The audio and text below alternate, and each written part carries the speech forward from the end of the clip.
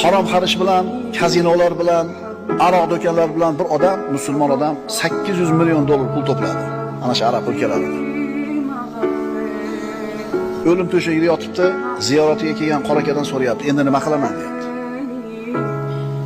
Birovni haqqini yegan, birovni urgan, so'kkan, bu narsani tortib olgan, zulm qilgan, xullas ibodatdan uzoq, havoyi nafsini iloh qilib, moli dunyoni iloh qilib, shu moli dunyo talab qilgan hamma narsani bajarib itoat qilib, mana o'lim to'shagida yotib, nima qilaman endi deyapti. Bu qora aka aytayaptiki, dunyodagi hamma boylikni sarf qilsang ham endi foydasi yo'q senga. Chunki o'layotgan paytda agar sadaqa qilib yorsa ham birodarlar, uni ajri sog' yurgan paytda qilgan sadaqasichalik bo'lmaydi.